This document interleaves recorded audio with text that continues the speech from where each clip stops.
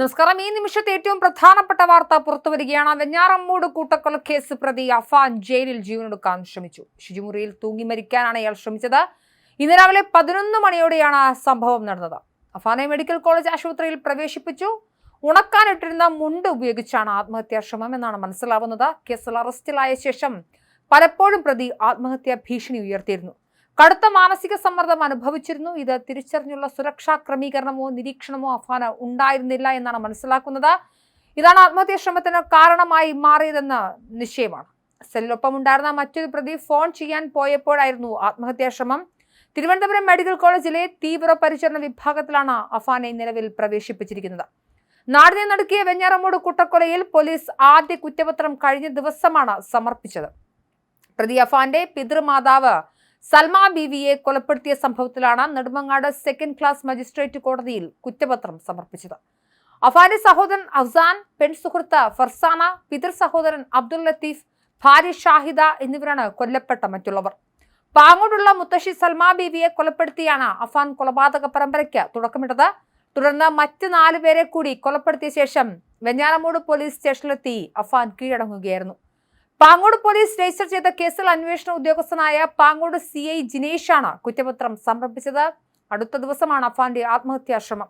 അത്യാസന്ന നിലയിലാണ് അഫാൻ നിലവിൽ ചികിത്സയിലുള്ളത് എന്നാണ് റിപ്പോർട്ട്. ഉമ്മ ക്ഷമിക്കണമെന്ന് പറഞ്ഞ അഫാൻ കഴുത്തിൽ ഷാൾ കുരുക്കി. പിന്നെ സംഭവിച്ചതൊന്നും എനിക്ക് ഓർമ്മയില്ല. ഞങ്ങളുടെ കുടുംബവും ജീവിതവുമാണ് അവൻ തകർത്തത്. ഒരിക്കലും അഫാനോട് ക്ഷമിക്കില്ല. എന്റെ കുഞ്ഞിനെ കൊന്നുകളഞ്ഞവനെ എനിക്ക് കാണേണ്ട എന്നായിരുന്നു ദുഃഖവും നിരാശയും കലർന്ന ഭാഷയിൽ കരഞ്ഞുകൊണ്ട് അഫാന്റെ അമ്മ ആശുപത്രി വിട്ട സാഹചര്യത്തിൽ പ്രതികരിച്ചത്. കൊടും ക്രൂരത കാട്ടിയ അഫാനോട് അച്ഛനും പുറത്തിരുന്നില്ല.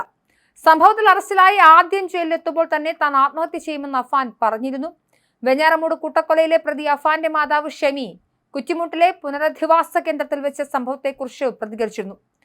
അഫാന്റെ ആക്രമണത്തിൽ പരിക്കേറ്റ് 1.5 മാസത്തോളം ചികിത്സയിൽ കഴിഞ്ഞ ഷെമി ഇപ്പോൾ ആരോഗ്യസ്ഥിതി വീണ്ടെടുക്കുകയാണ്. ഏറെ നാളുകൾക്ക് ശേഷമാണ് ഇളയ മകൻ മരിച്ച വിവരവും മൂത്ത മകന്റെ ക്രൂരതകളും ഒക്കെ ബന്ധുക്കൾ ഷെമിയെ അറിയിക്കുന്നത്. ഫെബ്രുവരി 24-നാണ് ദുരന്തമുണ്ടാവുന്നതെന്ന് 3 പേർക്ക് കടം വാങ്ങിയ പണം തിരികെ കൊടുക്കണമായിരുന്നു. അഫാൻ ലോൺ ആപ്പിൽ നിന്നെടുത്ത വായ്പ തിരിച്ചടയ്ക്കേണ്ട ദിവസവുമായിരുന്നു. കൂടാതെ ബന്ധുവായ സ്ത്രീക്ക് 2 ലക്ഷവും ജപ്തി ഒഴിവാക്കാൻ വെഞ്ഞാറമ്മൂട് സെൻട്രൽ ബാങ്കിൽ വായ്പ തിരിച്ചടയ്ക്കേണ്ടതും വന്നായിരുന്നു. സംഭവം നടന്നതിന്റെ തലേ ദിവസവും അന്നും അഫാൻ തുടർച്ചയായി ഫോൺ കോളുകൾ വന്നിരുന്നു. 2 ദിവസവും അഫാൻ അസ്വസ്ഥനായാണ് പെരുമാറിയതെന്നും ഷെമി പറയുന്നു. സംഭവം നടക്കുന്ന ദിവസം വെഞ്ഞാറമ്മൂട് സെൻട്രൽ ബാങ്കിൽ നിന്നും മാനേജർ വന്നിരുന്നു. വായ്പ തിരികെ അടച്ചില്ലെങ്കിൽ എല്ലാവരെയും ഒരുമിച്ച് നിർത്തി ഫോട്ടോ എടുക്കുമെന്നും വീട് ജപ്തി ചെയ്യുമെന്നും ഭീഷണിപ്പെടുത്തുകയും ചെയ്തു. മാനേജരോട് കയർത്ത് സംസാരിച്ച അഫാൻ അവരെ മർദ്ദിക്കാനും തുനിഞ്ഞെന്നാൽ താൻ തടഞ്ഞതുകൊണ്ടാണ് സംഘർഷം ഒഴിവായത്. കുടുംബത്തിന് 25 ലക്ഷം രൂപ കടമുണ്ട്. ലോൺ എടുത്തതും പലരിൽ നിന്നും പലിശയ്ക്ക് വാങ്ങിയതുമാണ് സാമ്പത്തിക ബാധ്യതയ്ക്ക് കാരണം. എന്തായാലും സാമ്പത്തിക ബാധ്യത വന്നപ്പോഴും കൂട്ടത്തോട് ആത്മഹത്യ ചെയ്യണമെന്ന് മക്കളോട് പറഞ്ഞിരുന്നില്ല. വസ്തുക്കൾ വിറ്റ് കടം തീർക്കാമെന്ന് അഫാനോട് പറയുമായിരുന്നു. വീട് വിറ്റാൽ തീരുന്ന പ്രശ്നം മാത്രമേ ഉണ്ടായിരുന്നുള്ളൂ എന്നൊക്കെയാണ് ഷെമി മാധ്യമങ്ങളോട് പറഞ്ഞത്. എന്തായാലും വെഞ്ഞാറമ്മൂട് കൊലപാതക കേസിലെ പ്രതി അഫാൻ ആത്മഹത്യക്ക് ശ്രമിച്ചിരിക്കുന്നു. രാവിലെ 11 മണിയോടെ കൂടിയാണ് സംഭവം നടക്കുന്നത്. തീവ്ര പരിചരണ വിഭാഗത്തിലാണ് അഫാൻ ഇപ്പോൾ ഉള്ളത്.